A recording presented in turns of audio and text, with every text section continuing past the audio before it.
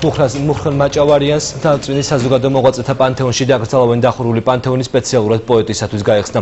ადგილზე მთაწმინდაზე დღეს ოჯახის წევრებმა კულტურის სამსახურის უფროსთან ერთად შეარჩიეს ადგილი. მუხრან მაჭავარიანს ნიკო ნიკოლაძისა და ნოდარ დუმბაძის საფლავებს შორის დაკრძალავენ. სამოქალაქო პანაშვიდი შაბათ სამებაში გაემართება, რის შემდეგაც პოეტს სამუდამო განსასვენებელს მიაბარებენ. დღეს ქალაქის მერმა პრეზიდენტთან და პარლამენტის თავმჯდომარესთან შეთანხმებით მიიღო გადაწყვეტილება და მისი დაკრძალვა მოხდება მთაწმინდის პანთეონში. ჩვენ ოჯახის წევრებთან მივყავართ ამოსული პანთეონში და მათთან შეთანხმებით მიღებულია გადაწყვეტილება, რომ ბატონ მუხრანის საბოლოო განსასვენებელი იყოს ეს ადგილი იაკობ ნიკოლაძის გვერდით, ილია ჭავჭავაძის წინ, ნოდარ დუმბაძის გვერდით. რა თქმა უნდა, საზოგადოების და ხელისუფლების გადაწყვეტილებას ძალიან მივესალმები და მადლიერი ვართ ოჯახი ამ გადაწყვეტილების. ტირიდან აბაშიძის 48-ში მუხრან მაჭავარიანის საცხოვრებელ სახლთან ხალხმრავლობა ახალხი დიდი პოეტის პანაშვიდზე ეკრიბება.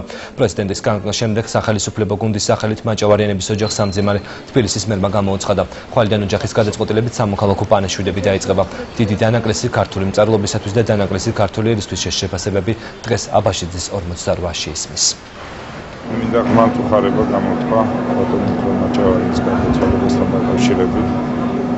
შოკის მომგვრელი ეს რაც ჩვენ ნახეთ ყველა გუში საიუბილეო საღამოზე რუსთაველის თეატრის სცენაზე გადაიცვალა დიდი უმბერაზე ქართველი მოღვაწე და მაგდროულად ყველასთვის აყარელი პოეტი, რომელმაც პრაქტიკულად ისაც ახსოვს ეროვნული მოძრაობა, ის ეროვნული თვითშეგნების გაგრძელება წარმოუდგენელია მუხრან მაჭავარიანის პოეზიის გარეშე სწორედ ეს იყო ერთ-ერთი შთაგონების წყარო თითოეული ქართველის.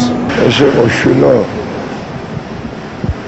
ილია ჭავჭავაძის ჯარისკაცი, უბრალოდ სარდალი საქართველოში, რომლის ცრემლით და რომლის იმედით საქართველოს დატრიალებდა თავზე.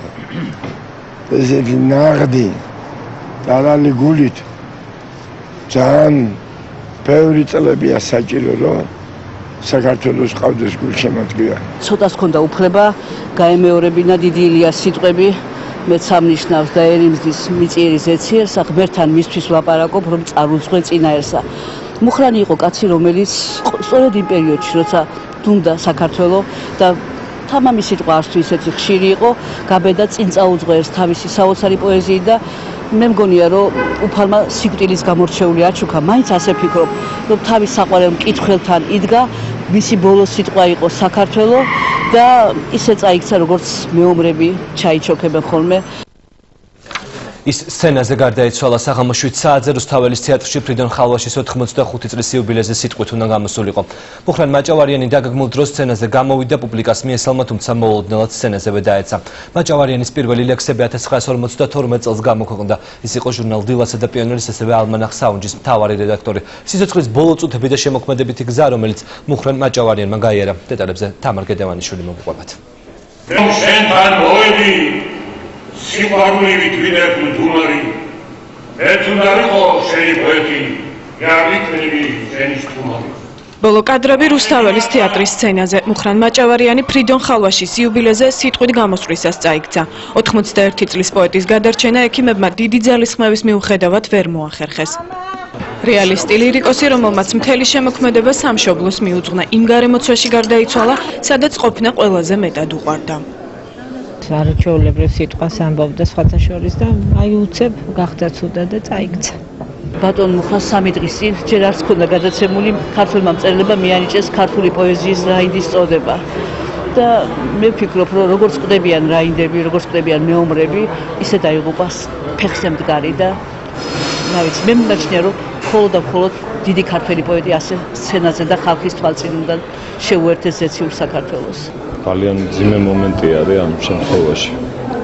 ჩემთვის როგორც პიროვნებისთვის და როგორც ამ შემთხვევაში მასპინძელისთვის, რომელიც ყველანაირად განწყობილი ვიყავით საიუბილეო საღამოსთვის და ესეთი ძალიან დიდი ტრაგედია და უბედურება მოხდა. 12 წიგნის ავტორი და რუსთაველის პრემიის ლაურეატი, სხვადასხვა დროს პოპულარული ლიტერატურული ჟურნალების გამომცემელი იყო. 70-ან 80-იან წლებში იყო ყველაზე პოპულარული ჟურნალების პიონერის და დილას მთავარი რედაქტორი, ალმანახ საუნჯის მთავარი რედაქტორი, იყო მწერალთა კავშირის თავმჯდომარე.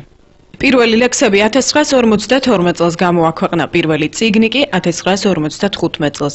1958 წელს გამოვიდა პოეტის ორი კრებული წითელი მზე და მწვანე ბალახი და სიჩუ მეუშენოთ, რომელიც რუსულად ევგენი ევტუშენკომ თარგმნა. ამ კრებულისთვის მუხრან მაჭავარიანს ახალგაზრდობის და სტუდენტთა მე-7 მსოფლიო ფესტივალის ლაურეატის წოდება მიანიჭეს. თუ შეიძლება ითქვას, გავსი რამე თუ ეს პრეხელობა არ არის, ალბათ მისთვის იქნებოდა ეს რაღაცნაირად ატივი, რომ ის წავიდა ამ ქვეყნიდან რუსთაველის თეატრის სცენაზე, როდესაც ამბობდა ლექსს. მუხრან მაჭავარიანი 1929 წლის 12 აპრილს საჩხერის რაიონის სოფელ არგვეთში დაიბადა. მისი მთელი შემოქმედება სამშობლო სიყვარულითაა შთაგონებული. შემოქმედებითი კრებული კი თითქმის მთლიანად პატრიოტიზმზეა დაფუძნებული. ის არის მრავალი კრებულის ავტორი, რომელიც ინგლისურ, რუსულ, გერმანულ, ფრანგულ, ბულგარულ, ჩეხურ ენებზეა თარგმნილი. მუხრან მაჭავარიანის ოჯახს უკვე მიუსამძიმრა საქართველოს პრეზიდენტმა. პოეტის სახლში ოჯახის მეგობრები და ახლობლები გვიან ღამემდე იკრიბებოდნენ. სადაკრძალავენ მუხრან მაჭავარიანს ჯერ უცნობია.